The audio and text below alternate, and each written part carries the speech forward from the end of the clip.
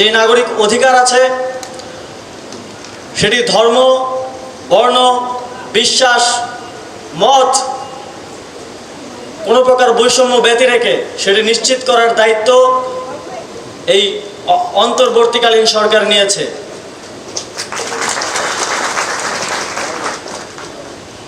স্বাধীনতার ঠিক পরবর্তী মুহূর্তেই যখন কোনো সরকার ছিল না, 8ই আগস্ট পর্যন্ত কিছু দুষ্কৃতিকারীরা আমাদের এই স্বাধীনতার, আমাদের এই অর্জনকে ম্লান করার জন্য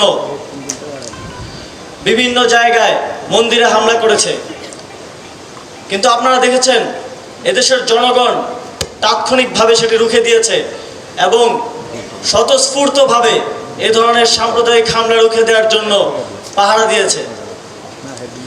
আমরা এই সাম্প্রদায়িক সম্প্রীতি এবং আমাদের মধ্যকার এই ঐক্য এই সরকারের দায়িত্বে থাকাকালীন অবস্থায় এবং এই বাংলাদেশের ভবিষ্যতে শেষ দিন পর্যন্ত রক্ষায় বদ্ধপরিকর। বর্তমান বন্যা পরিস্থিতিতে আমি জানতে পারলাম যে এই উৎসবের আড়ম্বর আপনারা কমিয়ে এনেছেন, বন্যার্তদের সহযোগিতা করার জন্য আপনারা সহযোগিতা পাঠিয়েছেন, এজন্য আপনাদেরকে আন্তরিকভাবে ধন্যবাদ জানাতে চাই।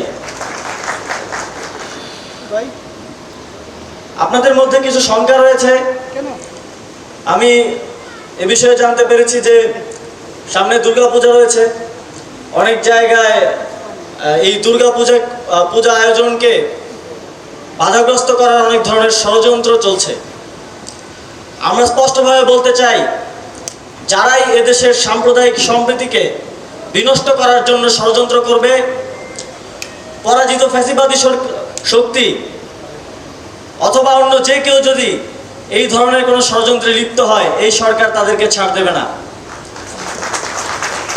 আজ সকালেও গাজীপুরের কালিয়াকৈরে একটি ঘটনা আমাদের চক্ষুগোচর হয়েছে। সেখানে খুব দ্রুত সময়ের মধ্যে আইন শৃঙ্খলা রক্ষাকারী বাহিনীকে সেখানে পাঠানো হয়েছে এবং যারা এই ঘটনা ঘটিয়েছে তাদেরকে দ্রুত আইনের আওতায় আনার জন্য নির্দেশনা দেওয়া হয়েছে। আমরা এ ধরনের প্রত্যেকটি ঘটনা এবং এর পেছনে যারা ইন্ধনদাতা রয়েছে তাদের বিরুদ্ধে ব্যবস্থা নিতে বদ্ধপরিকর এবং দৃষ্টান্তমূলক শাস্তি নিশ্চিত করবে এই সরকার, এই প্রতিজ্ঞা দিয়ে যাচ্ছে। আমরা বৈষম্যের বিরুদ্ধে আমাদের এই আন্দোলন শুরু করেছিলাম।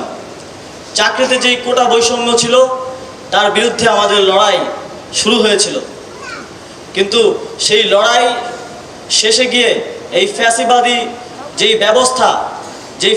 ব্যবস্থা এই পুরো দেশে প্রত্যেকটি ক্ষেত্রে বৈষম্য সৃষ্টি করে রেখেছিল, সেই বৈষম্যের অবসান ঘটানোর লড়াইয়ে পরিণত হয়েছে এবং বাংলাদেশের ছাত্র জনতার স্বতঃস্ফূর্ত অংশগ্রহণে, ধর্ম, বর্ণ, মত নির্বিশেষে সকলের অংশগ্রহণ, সকলের রক্তের বিনিময়ে আমরা সেই লড়াইয়ে সফল হয়েছি। আমাদের এই অর্জনকে যেন নষ্ট করা না যায়, এই অর্জনকে যেন ম্লান করতে কোনো প্রকার ষড়যন্ত্র সফল না হয়, সেজন্য আমরা কাজ করে যাব এবং সেই অগ্রযাত্রায় আপনারা এদেশের সকল নাগরিক, বাংলাদেশের সকল জনগণ একসাথে সেই লড়াইয়ে অংশগ্রহণ করব, এই প্রত্যাশা ব্যক্ত করে আমার বক্তব্য এখানে শেষ করছি। ধন্যবাদ।